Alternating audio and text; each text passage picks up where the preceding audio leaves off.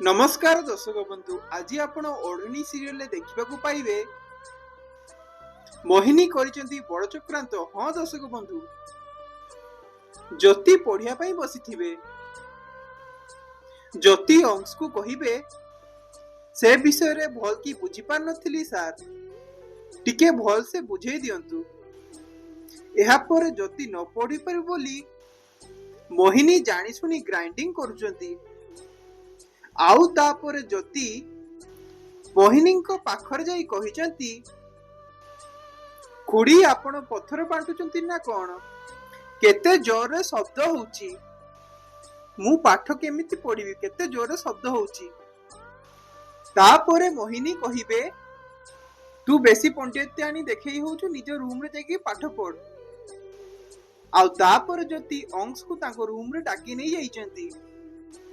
तापरे मोहिनी कहिचंती, या परे हबो असली मजा।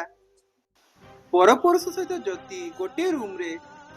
आपण मानकु कोन लागुची ज्योति फसी जिबे मोहिनी चक्रांत रे? कमेंट करी आमको जणांतु। आउ तांकर डाक्तरी पाठ पढ़ा बंद हेई जिवो कि? एहा भी कमेंट करी जणांतु।